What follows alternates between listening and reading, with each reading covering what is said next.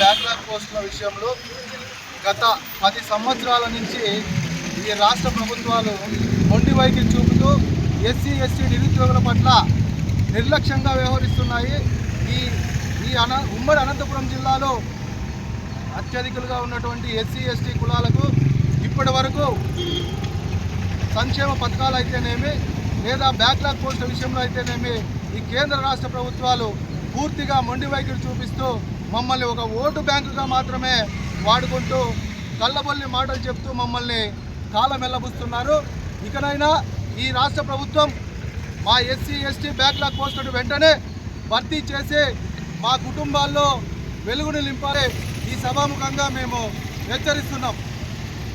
ఇప్పుడు గత పోయిన ప్రభుత్వంలో ఎస్సీ కార్పొరేషన్ల ద్వారా ఎస్సీ నిరుద్యోగులకు సంక్షేమ పథకాలు మంజూరు చేసి వాళ్లకు ఉపాధి కల్పిస్తామని ఊపదొంకుడు ఉపన్యాసాలు ఇచ్చి ఇప్పటి వరకు అంటే దగ్గర 7 సంవత్సరాలు అవుతున్నా ఇంతవరకు ఎస్సీ కార్పొరేషన్ ద్వారా ఎలాంటి రుణాలు మంజూరు చేయలేదు.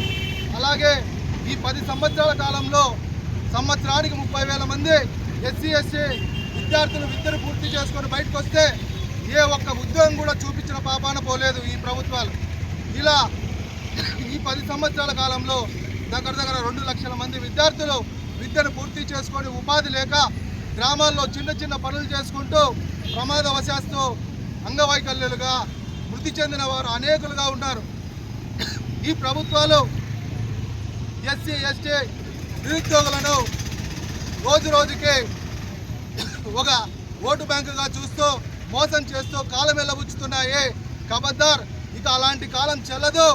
ఇప్పుడు ఎస్సీ ఎస్టీలకు బ్యాక్లాగ్ పోస్టులను ఏ శాఖలు అయితే ఖాళీలు ఉన్నాయో అన్ని స్పెషల్ డ్రైవ్ పెట్టి మంజూరు చేయాలని, అలా లేని పక్షంలో అన్ని జిల్లా కలెక్టరేట్ కార్యాలయాల ముందు ఎస్సీ ఎస్టీ నిరుద్యోగులందరినీ కలుపుకొని పెద్ద ఎత్తున ఉద్యమాలు చేసి మీ ఆటలు ఎండగడతామని ఈ సభాముఖంగా తెలియజేస్తున్నాం. జై భీమ్, జై భారత్. పోరాడితే పోయేదేమి లేదు, భారత సంఖ్యలు తప్ప.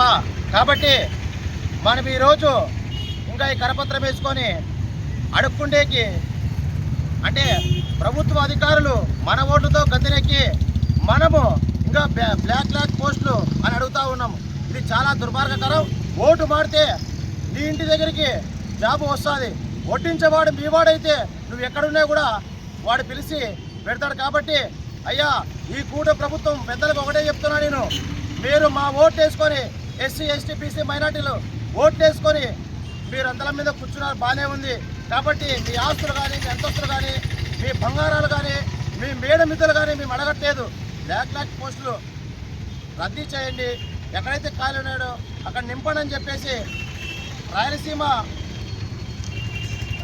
మరియు ఐక్యవేదిక మరియు రాయలసీమ దళిత సేన ఆధ్వర్యంలో ఈరోజు ఈ డిమాండ్లను మీరు పరిష్కరించడం చెప్పేసి అనంతపురంలో ఉన్నటువంటి నడిబడిలో ఉన్నటువంటి అంబేద్కర్ పాదాల దగ్గర మేము అడుగుతూ ఉన్నాం.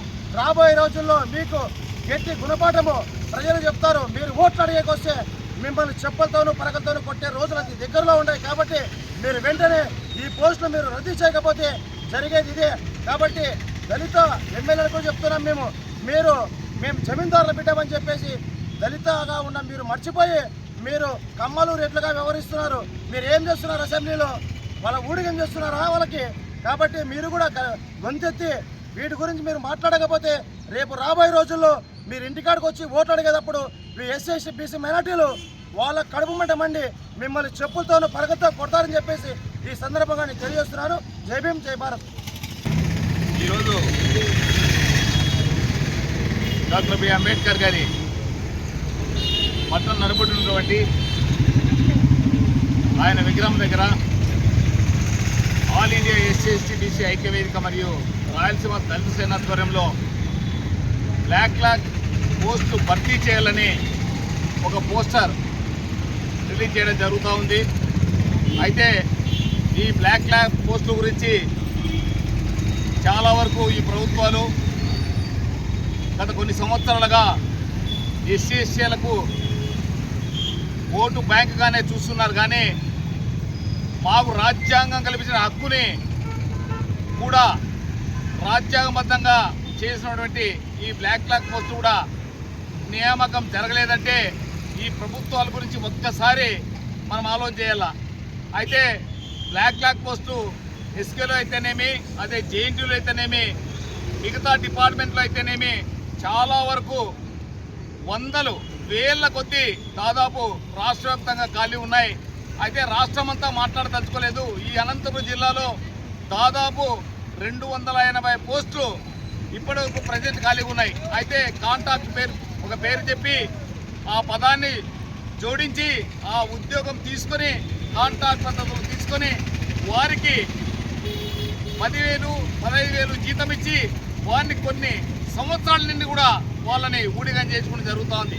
అయితే అనేక మార్లు పోయి ఎస్కే కానీ జేఎన్టీయూ కానీ వీసీలతో కలిసి అయ్యా మా పరిస్థితి ఇది, మా వాళ్ళు నష్టపోతున్నారు, ఆ చాలని డబ్బులతో పిల్లలు చదివించుకోవడం కానీ ఇంటి బాడీలు కట్టుకోవడం కానీ కుదరలేదు, కాబట్టి మీరు పర్మనెంట్ పోస్టులు మీరు ఇస్తే మా భవిష్యత్తు బాగుంటుంది, మా ఎస్సీ ఎస్టీలకు మా పిల్లలు చదువుకొని ఊడిగం చేస్తున్నారు ఈడ, కాబట్టి మీరు దయచేసి ఈ పోస్టు భర్తీ చేయడం చెప్పింది. అయితే మొన్న ఒక 2 నెలల క్రితం నేను వీసీని కలిశాను.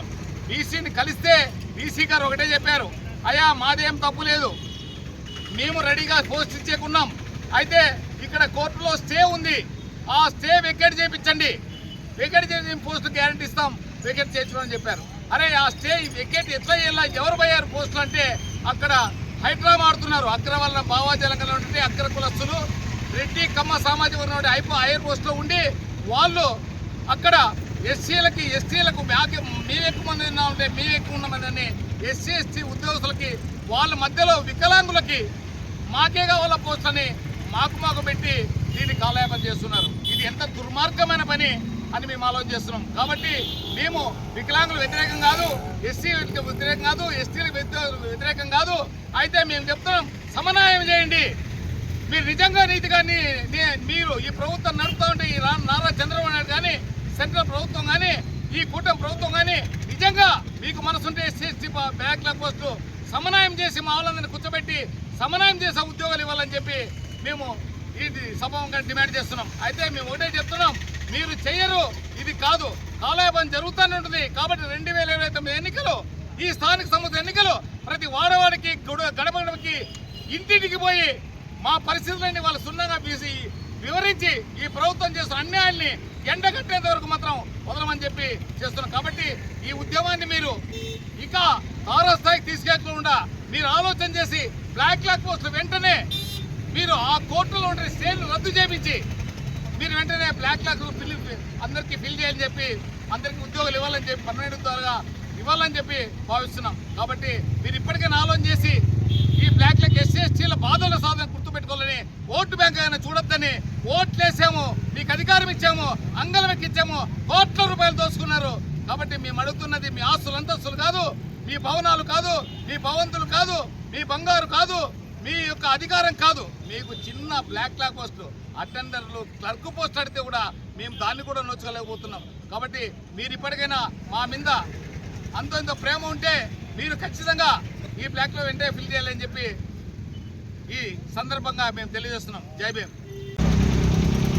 ఈరోజు తలపెట్టినటువంటి అంబేద్కర్ ఆశయ సాధన కోసం, అంబేద్కర్ గారి ఆలోచన విధానాన్ని పబ్లిక్గా తీసుకోవడం కోసం, అంబేద్కర్ ఏదైతే ఆలోచించాడో దాన్ని నెరవేర్చే విధంగా పయనించడానికి ప్రయత్నం చేస్తూ వాటిలో భాగంగా ఈరోజు ఈ కార్యక్రమానికి వచ్చినటువంటి అందరికీ పేరు పేరు నా యొక్క జేబీని తెలియజేసుకుంటున్నాను, ముఖ్యంగా సంఘ సభ్యులకు కూడా. అయితే భారత రాజ్యాంగంలో కల్పించినటువంటి హక్కును ఏనాడో ప్రైవేటైజేషన్ మనం కబ్జా చేసిందనేది మనం తెలుసుకోవాలి. ప్రైవేటైజేషన్లో కాంట్రాక్ట్ వర్కర్లు కాంట్రాక్ట్ బేస్ కింద చేసే ఉద్యోగాలు ఏదైతే ఉన్నాయో కాంట్రాక్టర్లు వాళ్లకు ఏళ్ల తరబడి ఉన్నారు. వీళ్ళు 60 సంవత్సరాలు అయితే కూడా వీళ్ళు తీసేసే పరిస్థితి ఉన్నదని 50 సంవత్సరాలకే కుదించి వారిని ఎస్సీ ఎస్టీలు ఉద్యోగాలు చేయకుండా వాళ్ళు రోడ్డు పడేసే విధంగా ప్రయత్నం చేస్తున్నది గవర్నమెంట్.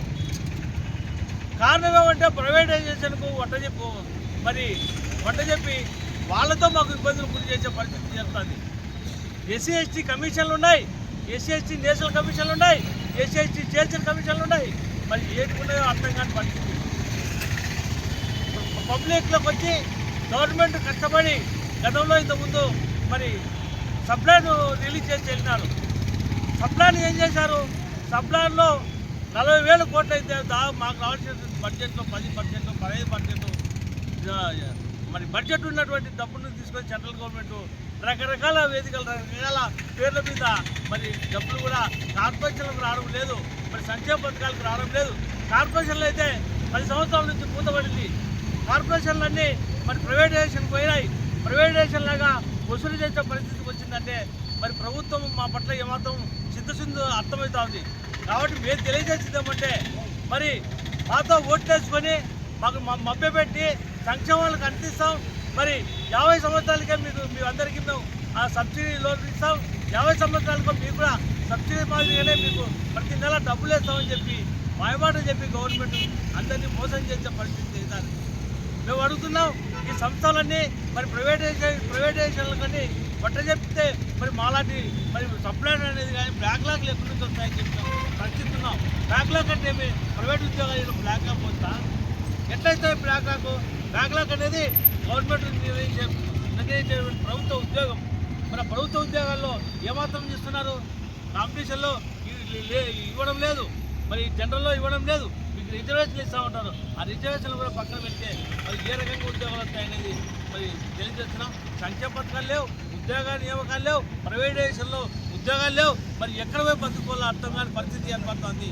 ఎస్సీలో పూర్తిగా అన్యాయం జరిగే పరిస్థితి కనబడుతుంది. కాబట్టి మరి దీనికంతా అంబేద్కర్ గారు చెప్పినట్లు పోరాడితే పోయేదే ఉంది, బానిస సంఖ్యలు తప్పన్నట్టు నినాదంతో ఈరోజు ముందుకు వచ్చినటువంటి నాగేంద్ర మరి ముందుకు వచ్చాడు. వీరికి సంఘంగా మనం సపోర్ట్ చేస్తూ ఈ నినాదాన్ని బయట తీసుకునే పరిస్థితి ఉంటుంది. కాబట్టి ఖచ్చితంగా సంఘటితంగా ఏర్పడి మరి అందరూ కలిసికట్టుగా ఉద్యమించాల్సిన పరిస్థితి ఆవశ్యకత ఉందని చెప్పి తెలియజేస్తూ ఈ అవకాశం ఇచ్చిన వారికి జై భీమ్ తెలియజేసుకుంటున్నాం. జై భీమ్.